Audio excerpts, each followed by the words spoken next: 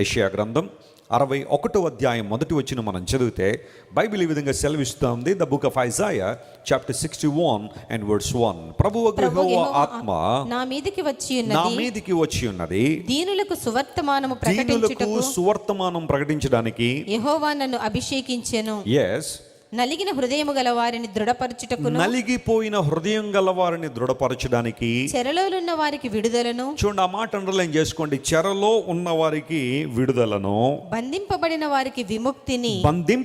వారికి విముక్తిని ప్రకటించుటకును. చాలండి. బంధింపబడిన వారికి విముక్తి కలుగు చేయడానికి. చాలామంది అడుగుతుంటారు కదా, వెస్లీ గారు నాకు ఈ బంధకాల నుంచి విముక్తి ఎప్పుడండి, నాకు విముక్తి ఇచ్చేవాళ్ళు ఎవరండి అని చాలామంది అడుగుతూ ఉంటారు. లేఖనాలు సెలవిస్తున్నాయి, దేవుడు మనందరికీ కూడా విముక్తిని ఇవ్వాలని. ఎవరికి అంటే బంధింపబడిన వారికి అనే మాటను అక్కడ మనం చూస్తున్నాం. హీబ్రూ భాషలో అసార్ అనే పదం వాడబడింది. బంధకములు అనే పదానికి అసార్ అనే పదం వాడబడితే దానికి మనం అర్థమయ్యే భాషలో అర్థాలు చెప్పుకోవాలంటే టై చేయడం అంటే కట్టేయడం. కొంతమంది తాళ్ళతో కట్టేస్తుంటారు చూడండి. ఎవరైనా ఇంట్లోంచి బయటికి వెళ్ళిపోతున్న పిల్లలు కొంతమంది కుర్చీలు వేసి తాళ్ళు వేసి కట్టేస్తుంటారు, వాళ్ళు బయటికి వెళ్ళకుండా ఉండాలని. బంధించడం. ఆ తర్వాత పుట్ ఇన్ బాండ్స్, ఒక బంధకాల్లో ఒక వ్యక్తిని బంధించడం. ఇలాంటివన్నీ కూడా చేస్తున్నప్పుడు అపవాది మనిషిని బంధించి ఉన్నప్పుడు యేసు ప్రభువారు అట్టి బంధకముల నుండి మనకు విముక్తి కలుగు చేయడానికి వచ్చారని యెషయా అనే దైవజనుడు ఎప్పుడో ప్రవచించాడు.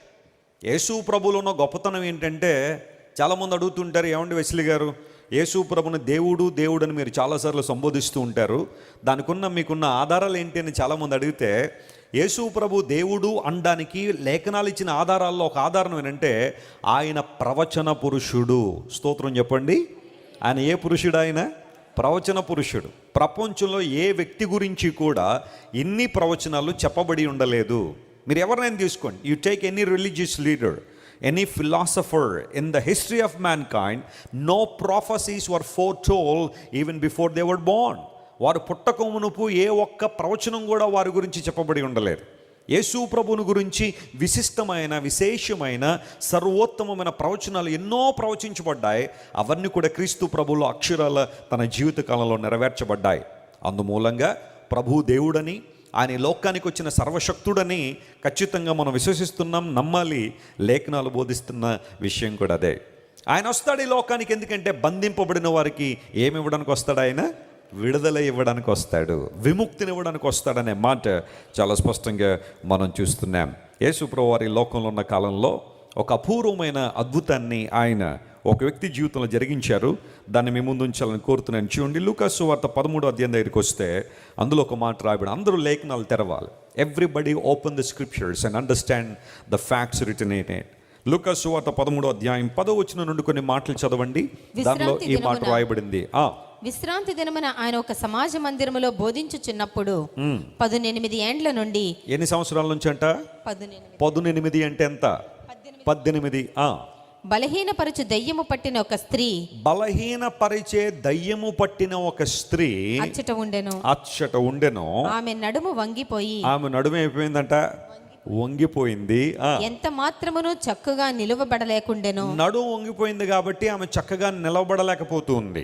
యేసు ఆమెను చూచి, అప్పుడు యేసుక్రీస్తు ప్రభువారు ఆమెను చూచి రమ్మని పిలిచి, దగ్గరికి రమ్మని పిలిచి, అమ్మా నీ బలహీనత నుండి విడుదల పొంది ఉన్నావని. నీకేమొచ్చింది? ఆల్రెడీ విడుదల వచ్చేసింది. నీ బలహీనత నుండి నీవు విడుదల పొంది ఉన్నావు అని చెప్పి ఆమె మీద చేతులుంచగానే ఆమె చక్కగా నిలవబడి దేవుని మహిమ పరిచెను. స్తోత్రం చెప్పండి ఒకసారి, హల్లెలూయా. అంతకుముందు ఆమె ఎలా నిలబడలేదట? చక్కగా నిలబడలేదు.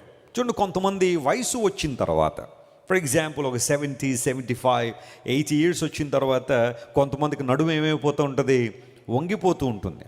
వారు నడుము వంగిపోయి నడుస్తూ ఉంటారు. ఎందుకంటే వయసు ప్రభావాన్ని బట్టి, వెన్నెముకలో వచ్చిన చేంజెస్ను బట్టి బహుశా కొంతమంది వంగిపోవచ్చు. కానీ ఇక్కడ రాయబడిన స్త్రీ వయసు పైబడినట్టుగా నాకు అనిపించలేదు. కానీ but she was suffering from disease for a long time. 18 సంవత్సరాల నుంచి ఆమె నడుము వంగిపోయిందట. బహుశా నేను అనుకుంటాను చాలా ప్రయత్నాలు చేసి ఉండొచ్చు ఆమె వాటి నుండి బయటికి రావడానికి, చక్కగా నిలబడడానికి. కానీ ఆమె వల్ల కావడం లేదు. అయితే గుడ్ థింగ్ ఏంటి అంటే యేసుక్రీస్తు ప్రభువారు సమాజ మందిరంలోనికి వెళ్ళినప్పుడు ఆమె కూడా సమాజ మందిరానికి వచ్చింది. స్తోత్రం చెప్దాం, హల్లెలూయా. ఎందుకు సమాజ మందిరంలోకి యేసు ప్రభు వెళ్ళారు? చాలామంది అడుగుతూ ఉంటారు, ఇప్పటికీ మనం సమాజ మందిరాలకు వెళ్ళాలండి? సమాజ మందిరం అనగా జూయిష్ పీపుల్ వారు వర్షిప్ చేసే స్థలాన్ని సినగోగ్ అంటారు. సినగోగ్ అనగా సమాజ మందిరం. ఆ సమాజ మందిరంలో వారు కేవలం దేవుని ఆరాధించడం మాత్రమే కాకుండా సండే చిల్డ్రన్ క్లాసులు కావచ్చు, లేదా వాళ్ళందరూ కూడా కూర్చుని మాట్లాడుకునే ఒక అసెంబ్లీ కావచ్చు. ముస్లింలు వాటిని మజ్లీస్ అంటారు. మజ్లీస్ అనేది రమదాన్ టైంలో సాయంకాలం అందరూ కూర్చొని మాట్లాడుకుంటుంది, వాటిని మజ్లీస్ అంటారు. అయితే ఈ జూయిష్ పీపుల్ సినగోగ్లో అసెంబ్లీస్ నిర్వహిస్తుంటారు. చాలామంది వచ్చి అక్కడ కూర్చోవడం, మాట్లాడడం అన్నీ కూడా. It's a worship place. ఎందుకు యేసు ప్రభు శిష్యులు మరియు యేసు ప్రభు సమాజ మందిరాలకు వెళ్ళారు అంటే సబ్బాతునేదో వారు సమర్థించాలని కాదు, కానీ ఆ సమయంలో చాలామంది సువార్త వినడానికి అక్కడికి వస్తారు కాబట్టి వారందరికీ సత్యాన్ని ప్రకటించడానికి యేసు ప్రభు మరియు శిష్యులు ఆయా సందర్భాల్లో సమాజ మందిరాలకు వెళ్ళారు. She was there. ఆమె అక్కడ ఉంది. 18 సంవత్సరాల నుంచి నడుము వంగిపోయి జీవిస్తున్న ఆమె ఏం వెళ్తానండి వెసిలి గారు దేవుని మందిరానికి? ఆరోగ్యంగా ఉన్నవాళ్ళు వెళ్తారు, కానీ మేము ఎక్కడ వెళ్తామని చెప్పి ఇంట్లోకి పరిమితం అవ్వలేదు. ఆమెలోని ఆసక్తి ఎంత గొప్పదో చూడండి. అంత తీవ్రమైన వ్యాధి ఉన్నప్పటికీ, అంత ఎక్కువ కాలం నుండి వ్యాధితో బాధపడుతున్నప్పటికీ కూడా she was expecting a miracle day by day. ప్రతిరోజు ఒక అద్భుతాన్ని ఆశిస్తూ ఆమె అవకాశం ఉన్నప్పుడు అలా సమాజ మందిరాలకు వస్తూ ఉంది. ఆ రోజు ఆమె భాగ్యం ఎంత గొప్పది అంటే ఆ రోజు సృష్టికర్తన దేవుడు అక్కడ ఉన్నాడు. స్తోత్రం చెప్పండి, hallelujah. Healer was there, creator God was there, omnipotent God was there, almighty God was there in that synagogue. ప్రభు అని యేసుక్రీస్తు వారు ఆ సినగోగులో అడుగు పెట్టగానే I'm sure there were lot of people gathered there. చాలామంది వ్యక్తులు మీకులాగానే అక్కడ చాలామంది గ్యాదర్ అయ్యారు. కానీ నా యేసయ్య చూపు ఎక్కడైతే బాధ ఉందో, ఎక్కడైతే బంధకాలు ఉన్నాయో, ఎక్కడైతే యోక్ అనగా కాడి ఉందో, ఎక్కడైతే నలిగిపోయిన అనుభవాలు ఉన్నాయో, నా దేవుని దృష్టి అంతా అక్కడే ఉంటుంది. నమ్మిన వారు గట్టిగా చప్పట్లు కొట్టి దేవుని అనుమయంపరిచిన హల్లెలూయా. మనం ఎంత గొప్ప దేవుని ఆరాధన చేస్తున్నాం. ఒకవేళ మన చూపులు గొప్పవారి మీద, ఉన్నతమైన వ్యక్తుల మీద, ఐశ్వర్యవంతుల మీద మన చూపులు ఉంటాయేమో, కానీ ప్రభువు చూపు ఎప్పుడూ కూడా ఎవరైతే కష్టాల్లో ఉన్నారో, ఎవరైతే ఇబ్బందుల్లో ఉన్నారో, ఎవరైతే నలిగిపోయి ఉన్నారో, ఎవరైతే భయంకర పరిస్థితులను కొట్టుమిట్టాడుతున్నారో, నా దేవుని చూపులు ఎప్పుడు కూడా వాళ్ళ మీదే. ఈరోజు ఇక్కడ నీ జీవితంలో కూడా ఒక కష్టం, ఒక ఇబ్బంది, ఎవరితో చెప్పుకోలేని ఒక వేదన, ఒక ఎమోషనల్ ఇంబ్యాలెన్స్ నీ జీవితంలో ఉండి, ఒక రోగము నీ జీవితాన్ని ఎన్నో సంవత్సరాల నుంచి కఠినమైన పరిస్థితులకు నెట్టివేసి నీకు నిద్ర పట్టకుండా చేస్తూ ఉంటే, God knows your situation, God sees you better than anybody else. మనుషులెవ్వరూ చూడనట్టుగా ప్రభు నిన్ను చూడగలడు.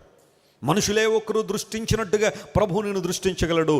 ప్రభు ఆమెను చూచి దగ్గరికి రమ్మని ఏం చేశాడు? ఆయన పిలిచాడు. బాబయ్య నేనేం రాగలనయ్యా, నువ్వే వచ్చే దగ్గరికి అందామే. No, she responded to the call of God. ప్రభు రమ్మన్నప్పుడు ఆమె బాధ ఉన్నా, కష్టం ఉన్నా, ఇబ్బంది ఉన్నా లేచి ప్రభు దగ్గరికి రాగానే ఆ ఒక్క విధేయత. మీరు ఎప్పుడైనా చూడండి, విశ్వాసము విధేయత రెండు కూడా ఒక పక్షికున్న 2 రెక్కలు లాంటివే. విశ్వాసం హృదయంలో ఉన్నప్పుడు విధేయత ద్వారా విశ్వాసాన్ని క్రియల్లో తీసుకురాగలిగితే, అమ్మ దగ్గరకు రా అంటే అక్కడున్న డిస్టెన్స్ ఎంతో నాకైతే తెలియదు, కానీ she could have reached Jesus on time. ప్రభు దగ్గరికి సరైన సమయంలో వచ్చేసింది ఆమె. బాబు నువ్వే దగ్గరికి రానైనా, ఇంత దూరం వచ్చాను కదా, ఇంత ప్రయాసపడి వచ్చాను, ఇక మళ్ళీ దగ్గరికి రమ్మంటావేంటి, నువ్వే దగ్గరికి రాని అనలేదా? లేకపోతే మరొకటేదో చెప్పలేదు, కానీ ప్రభు రమ్మనగానే దగ్గరకు వచ్చేసిందంట ఆమె. విధేయత ద్వారా ఆమె జీవితాలకు అద్భుతం జరిగింది. ప్రభు అన్నాడు, అందుకనమ్మా ఆల్రెడీ నువ్వేం పొందావు? స్వస్థత పొందావు. నీ విధేయతలోనే స్వస్థత ఉంది. స్తోత్రం చెప్దాం, hallelujah. If you want to be delivered by the Lord this morning from any kind of bondage, you must obey to the voice of God. దేవునితో మాట్లాడుతున్నప్పుడు, స్వరాన్ని వినిపింపజేస్తున్నప్పుడు, ఆత్మదేవునితో మాట్లాడుతుంటే, yes Lord here I am. ఈ లోకంలో నీ మాట కన్నా విలువైన మాట మరొకటి లేదు ప్రభువా. మనుషులు ఎన్నైనా మాటలు చెప్పుండొచ్చు, జ్యోతిష్కులు ఎన్నైనా చెప్పుండొచ్చు, ఆస్ట్రాలజర్స్ ఎన్నైనా చెప్పుండొచ్చు, భూత వైద్యులు ఎన్నైనా చెప్పుండొచ్చు, లోకసన వ్యక్తులు ఎన్నైనా చెప్పుండొచ్చు, కానీ ఐ వాల్యూ యువర్ వర్డ్. నీ మాట నాకు ఎక్కువ ప్రభు అని ఎవరైతే దేవుని మాటకు లోబడతారో అలాంటి వారు ఈ రోజున అద్భుతాలు చూడబోతున్నారు. దేవుని స్తోత్రం చెప్దాం, హల్లెలూయా. నీ బలహీనత నుండి నువ్వు విడుదల పొందావమ్మా అని చెప్పగానే ఆమె 18 సంవత్సరాల నుంచి నడుము వంగిపోయిన ఆమె ఒక్కసారిగా నిటారుగా లేచి నిలబడి చక్కగా నడవడం ప్రారంభించింది. What a great God we are serving. ఎన్నో వేల సంవత్సరాలు, ఎన్నో వందల సంవత్సరాల క్రితం యెషయా ద్వారా ప్రవచించబడిన ఈ మాట, బంధింపబడిన వారికి విడుదల. Not only in a spiritual way but in every way God delivered people. కేవలం ఆత్మ సంబంధమైన విడుదల మాత్రమే కాదు, బలహీనతల నుంచి కూడా దేవుడు విడుదలిచ్చి తన విశ్వాస్యతను ఆయన కనుపరిచారు. ఈరోజు నువ్వు ఆరాధిస్తున్న దేవుడు నువ్వు బంధకాల్లోనే ఉంటే చూస్తూ ఊరుకుండేవాడు కాదు. ఆయన నువ్వు బంధకాల్లో నెట్టివేయబడుతూ ఉంటే పోతే పోనీ వదిలేసేవాడు కాదు.